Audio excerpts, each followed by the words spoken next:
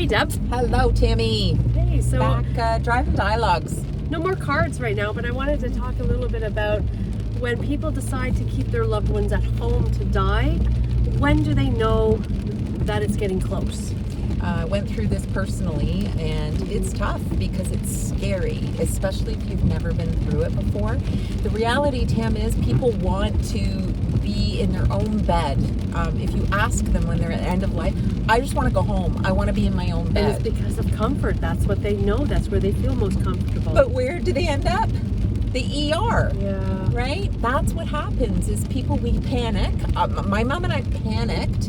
You call 911 and then you end up with your loved one who's actively dying in the emerge. For the most cases, people that have decided that they want to die at home and community care is involved. Bayshore is involved with that, making an EDITH plan. Yeah. What's EDITH? EDITH is the expected death in the home. Yep. So there's a plan, there's a folder, there's numbers to call. If things start to go a little sideways and you need medication out of the symptom relief kit. So an SRK kit, right? The symptom relief kit. You need to call the number on the Bayshore folder. It's hard to remember all those details because you're in the moment with your loved one and you don't know what to do. So let me ask you, as a person slowly dies, obviously we know they're sleeping more, they don't eat or drink as much. Yeah. What else do you physiologically see in the body as someone's dying? Well, there could be increased pain, not being comfortable. There could be bed sores contributing to all of that.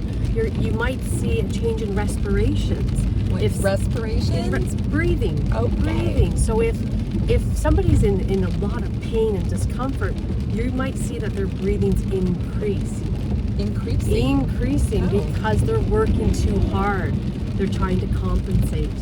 Oh, okay. Well, So that's interesting. in that case, medications that will help alleviate the pain may also help bring down those respirations. Okay, so that's what you want, is to have a slower breath. Okay. And in speaking with that SRK kit, there's medications in there to help with that. I see. And if you're not familiar with it, it's just making those calls. Do you know, I remember, I'll never forget, I was at the nursing station at Hospice, and one of our team members took a phone call from a family who was panicking. And I remember, nurse was Corey, and I remember Corey saying, "Can you put the phone to, so I can hear the breath?" Yes. And she listened, and she said, "It's getting close." Corey walked them through a good death at home.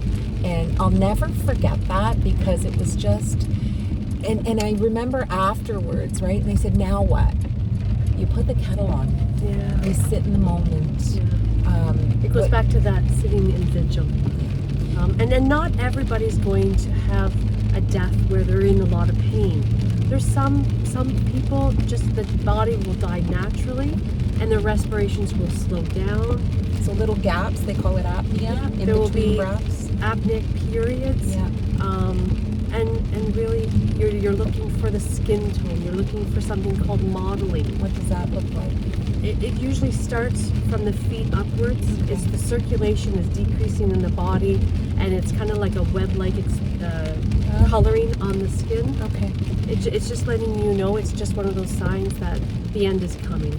I've also heard from the nurses talking about the reason a lot of times at end of life they'll use a catheter as a tool to also measure the function of the body.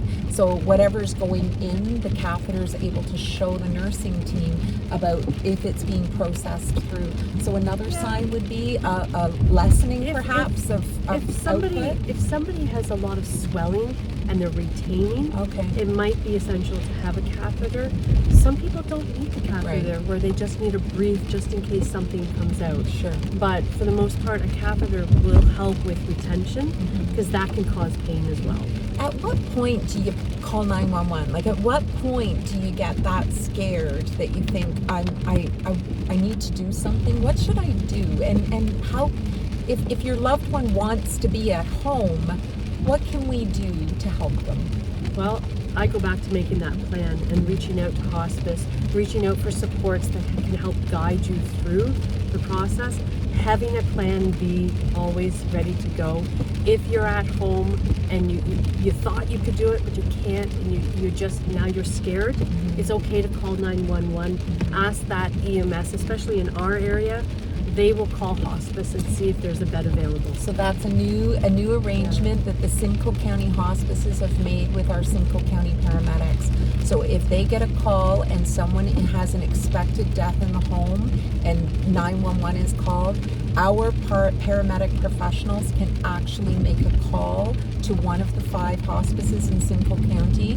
If there's a bed available, we're totally avoiding that ER visit.